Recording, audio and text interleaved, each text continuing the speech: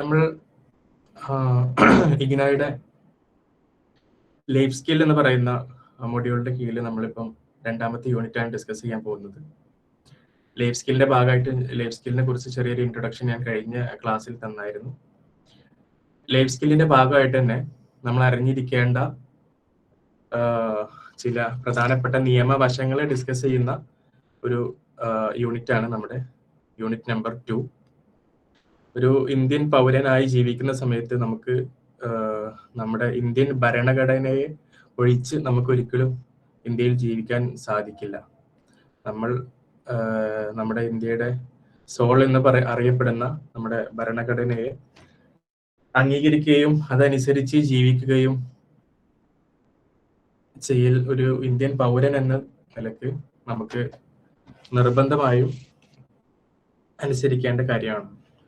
ഈ യൂണിറ്റ് 2 നമ്മൾ legal awareness, നമ്മുടെ ഡെയിലി ലൈഫിൽ നിത്യജീവിതത്തിൽ നമ്മൾ പ്രധാനപ്പെട്ട അറിഞ്ഞിരിക്കേണ്ട നിയമവശങ്ങളും നമ്മളെ ബാധിക്കുന്നതും നമ്മൾ മറ്റുള്ളവരെ ബാധിക്കാൻ സാധ്യത ഉള്ളതുകൂടിയായിട്ടുള്ള ചില പ്രധാനപ്പെട്ട നിയമവശങ്ങളെ കുറിച്ചാണ് നമുക്ക് ഡിസ്കസ് ചെയ്യാനുള്ളത്.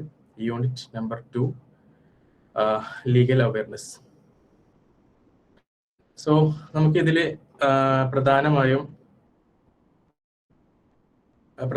നമുക്ക് ഡിസ്കസ് ചെയ്യാനുള്ള ഏരിയ എന്ന് പറയുന്നത് 4 ഏരിയകളാണ് ഉള്ളത്. അതിൽ ഒന്നാമത്തേത് ട്രാൻസ്ഫർ ഓഫ് പ്രോപ്പർട്ടി.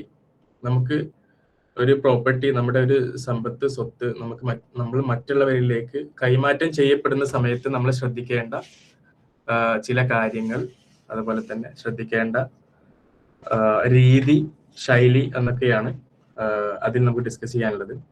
അതുപോലെ തന്നെ matrimonial disputes and inheritance right. നമ്മൾ വൈവാഹികവുമായി ബന്ധപ്പെട്ട് വൈവാഹിക തർക്കങ്ങൾ, അതിൻ്റെ നിയമവശങ്ങളെ കുറിച്ചാണ് രണ്ടാമത്തെ ഏരിയ വരുന്നത് ഡിസ്കസ് ചെയ്യാനുള്ളത്. മൂന്നാമത്തേതായിട്ട് നമുക്ക് ക്രിമിനൽ പ്രൊസീഡിങ് ആയി നമുക്ക് എങ്ങനെയൊക്കെ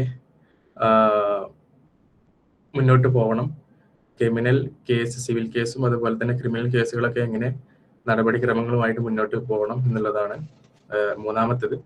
നാലാമതായിട്ട് ഈ ലീഗൽ അവയർനെസിന്റെ കീഴിൽ നമുക്ക് പ്രധാനമായിട്ടും അറിഞ്ഞിരിക്കേണ്ട ചില കാര്യങ്ങളും അതിന്റെ ചെറിയ വിശദീകരണങ്ങളോട് കൂടിയുള്ള മീനിങ്ങുമാണ് നമുക്ക് ഡിസ്കസ് ചെയ്യാനുള്ളത്. സോ നമുക്ക് സ്റ്റാർട്ട് ചെയ്യാം. ആദ്യമായിട്ട് നമുക്ക് യൂണിറ്റ് 2 കീഴിൽ ചർച്ച ചെയ്യാനുള്ളത് വസ്തു കൈമാറ്റം, അതായത് ട്രാൻസ്ഫർ ഓഫ് പ്രോപ്പർട്ടി. അതിന്റെ മുമ്പായിട്ട് നമുക്ക് ഈ ഒരു ജനറൽ ഇൻട്രൊഡക്ഷൻ എന്നുള്ള നിലക്ക് ട്രാൻസ്ഫർ ഓഫ് പ്രോപ്പർട്ടി എന്ന് പറയുമ്പോൾ നമ്മുടെ കൈവശമുള്ള ഒരു എന്തെങ്കിലും സ്വത്ത് അല്ലെങ്കിൽ സമ്പത്ത് അത് മറ്റുള്ള ഒരു വ്യക്തിയിലേക്ക് കൈമാറ്റം ചെയ്യപ്പെടുമ്പോൾ നമ്മൾ ശ്രദ്ധിക്കേണ്ട ചില കാര്യങ്ങൾ, അതിന്റെ നിയമവശങ്ങൾ, അതിന്റെ നന്മയായിരുന്നിട്ടുള്ള രീതി എങ്ങനെയാണ് എന്നാണ് നമുക്ക് ഡിസ്കസ് ചെയ്യാനുള്ളത്. നമുക്കറിയാം, നമ്മളൊരു ഇന്ത്യൻ പൗരനായി ജീവിക്കുന്ന സമയത്ത് തന്നെ നമുക്ക് ഏതെങ്കിലും വിധത്തിൽ നമ്മൾ നിയമപരമായിട്ട് നമുക്ക് നീതി ലഭിച്ചില്ല എന്ന് ഉണ്ടെങ്കിൽ നമുക്ക് നമ്മുടെ രാജ്യത്തുള്ള കോടതികളെയാണ് നമുക്ക് സമീപിക്കാനുണ്ടാവുക.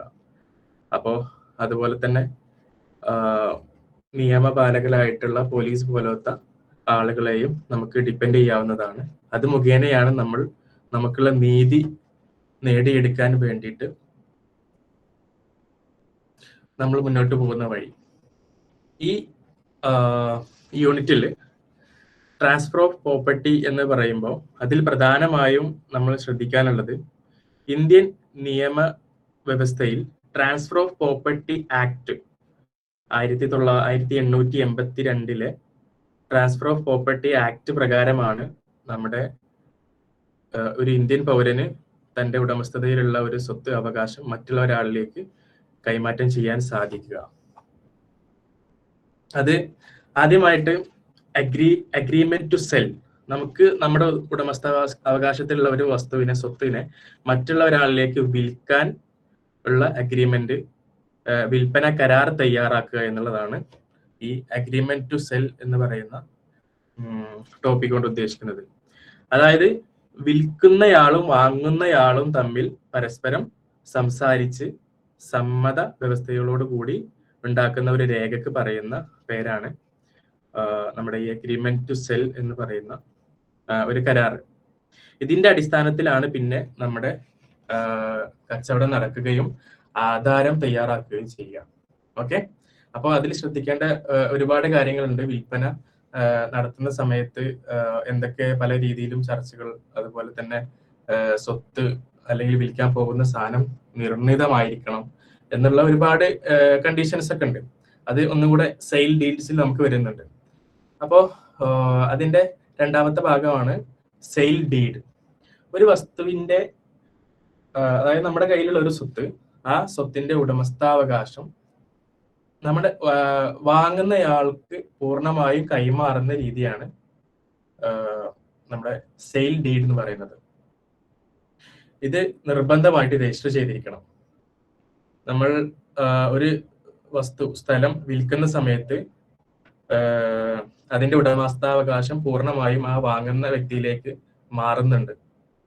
അതുകൊണ്ട് തന്നെ ഈ വാങ്ങുന്ന വ്യക്തി ആ വ്യക്തിക്ക് പൂർണ്ണമായും ലഭിച്ചിട്ടുണ്ട് എന്നുള്ള ഒരു സമ്മത വ്യവസ്ഥയാണ് അദ്ദേഹത്തിന്റെ സെയിൽ ഡീഡിലൂടെ നമുക്ക് നിർണയിച്ചെടുക്കാൻ സാധിക്കാം.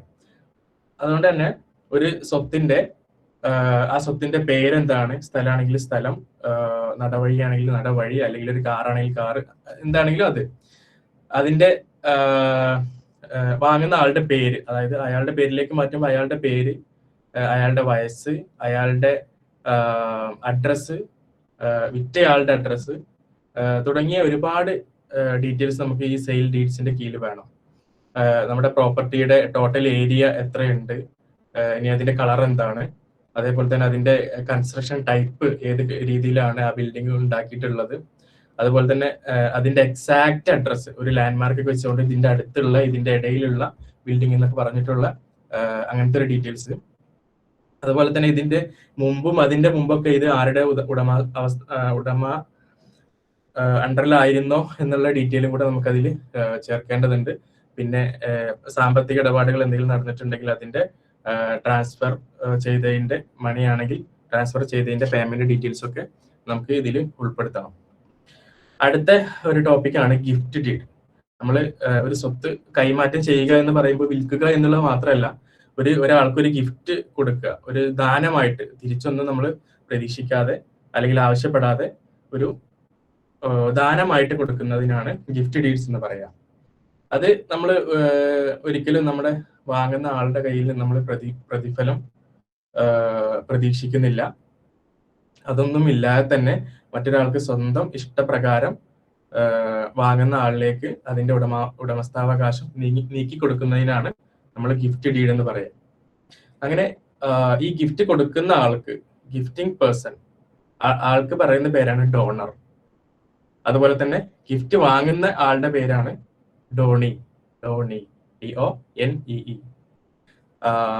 അപ്പം ഗിഫ്റ്റ് ആണെങ്കിൽ പോലും, നമ്മളിപ്പോ ഒരാൾക്ക് വെറുതെ കൊടുക്കുകയാണെങ്കിൽ പോലും ഇതിനൊക്കെ നമ്മളെ ഇന്ത്യൻ നിയമപ്രകാരം ഇതിനൊക്കെ ഓരോ റിപ്പോർട്ടുകളും ഷീറ്റുകളും ഡോക്യുമെന്റ്സുകളും ഉണ്ടായിരിക്കണം. അതൊക്കെ നമ്മുടെ ഈ ട്രാൻസ്ഫർ ഓഫ് പ്രോപ്പർട്ടി ആക്ട് 1882 കീഴിൽ നമ്മൾ എന്തായിരിക്കണം, രജിസ്റ്റർ ചെയ്തിട്ടായിരിക്കണം ഗിഫ്റ്റ് പോലും കൊടുക്കാൻ.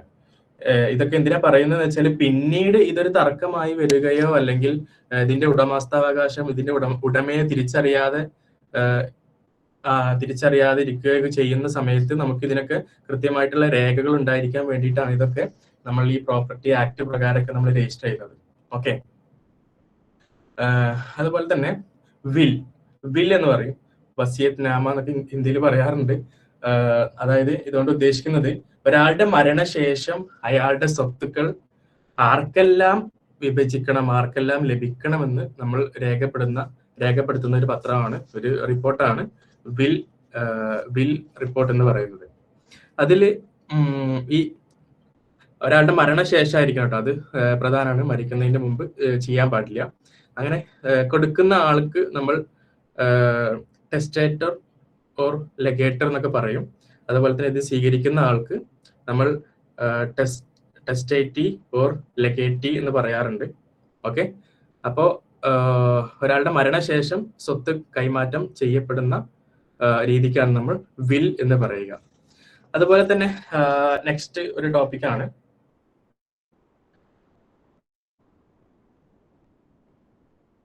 Relinquishment deed.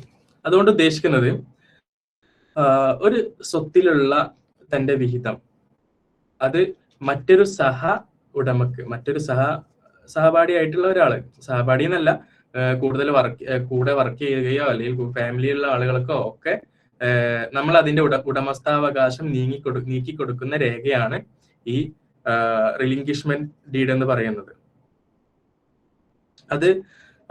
അതിന് നിർബന്ധമായിട്ടും 2 സാക്ഷികൾ ഉണ്ടായിരിക്കണം. നമ്മളിപ്പം ഒരു കുടുംബത്തിലെ